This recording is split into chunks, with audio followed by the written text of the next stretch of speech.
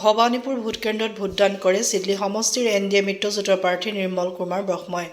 ৰাজ্যৰ 5 সমষ্টিত আৰম্ভ হৈছে উপনিৰ্বাচন। পুৱা 7 বজাৰ পৰা আৰম্ভ হৈছে ভোটগ্ৰহণ প্ৰক্ৰিয়া। 31 নং চিডলি বিধানসভা সমষ্টিত আৰম্ভ হৈছে ভোটগ্ৰহণ প্ৰক্ৰিয়া। চিডলি বিধানসভা সমষ্টিৰ 122 নম্বৰ ভবানীপুৰ প্ৰাথমিক বিদ্যালয়তো ভোটগ্ৰহণ আৰম্ভ। পুৱাৰ পৰাই নিজৰ ভোটাধিকাৰ সাব্যস্ত কৰিবলৈ এইদৰে শাৰী পাতিছে ৰাইজে।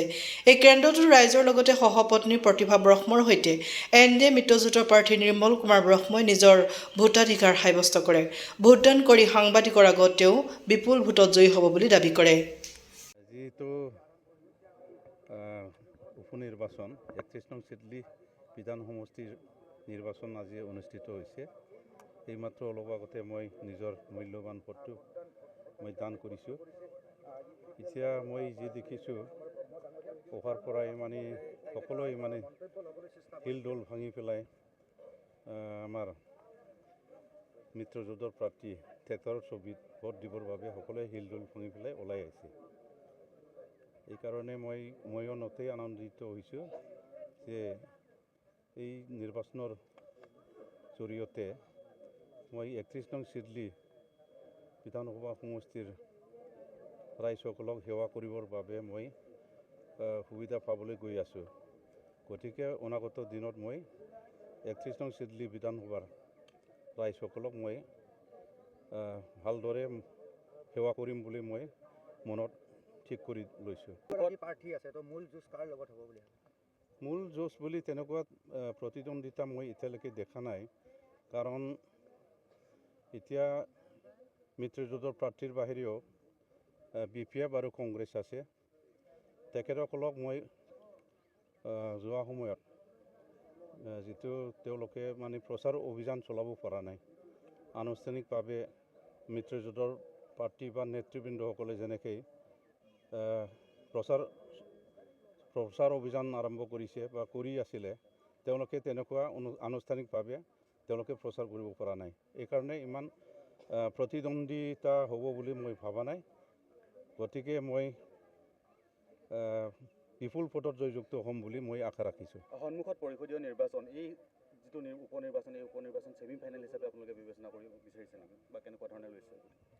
এইটো ছেমি ফাইনেল বুলি নহয়, এইটো নৰ্মেলি এতিয়া যিহেতু এই নিৰ্বাচনৰ জৰিয়তে BPF দলে এতিয়া নোহোৱা হৈ গৈ আছে।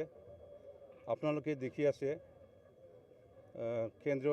তেওঁলোকৰ কেন্দ্ৰীয় যিটো নেতৃবৃন্দ, তেওঁলোকে আজি এজনকৈ পলায়ন কৰি আছে, তেওঁলোকে দল ত্যাগ কৰি আছে।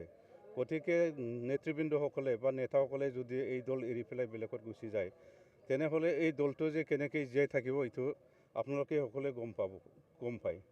গতিকে আৰু UPPLৰ বাহিৰে বেলেগ দলে অহা যিটো পৰিষদীয় নিৰ্বাচন হ'ব, ইয়াত প্ৰতিদ্বন্দ্বিতা কৰিব নোৱাৰিব বুলি মই ক'ব পাৰোঁ।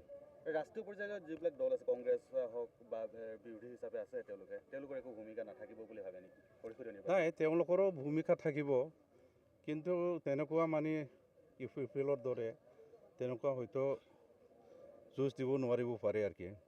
এতিয়াতো আমি মিত্ৰজোঁট হিচাপে আমাৰ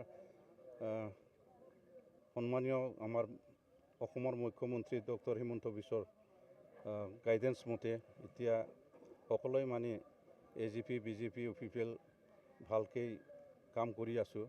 আৰু অনাগত দিনত পৰ্যায়ক্ৰমে আলোচনা বিলোচনাৰ মাধ্যমত কি ধৰণে চলাই লৈ যাব, এইটো ওপৰ মহলৰ নেতৃবৃন্দসকলে এইটো ক'ব পাৰিম। যথেষ্ট আজিৰ দিনটো আপোনাৰ কাৰণে গুৰুত্বপূৰ্ণ দিন। পুৱাৰ ভাগত কেনেদৰে কি মাংগলিক অনুষ্ঠানে আপুনি আজিৰ দিনটো আৰম্ভ কৰিছে আৰু ক'লৈ যাব, কি পৰিকল্পনা আছে দিনটোত? আজিতো মই গোটেই যিটো 31 নং বিধানসভা সমষ্টি এৰিয়া, এই এৰিয়াত মই যাম।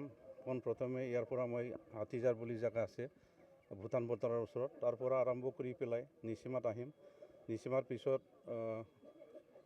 14, 13 আৰু 16 আৰু 12 নং যিটো পৰিষদীয় যিটো সমষ্টি আছে, এইবিলাকত মই ফুৰিম বুলি মই আশা ৰাখিছোঁ।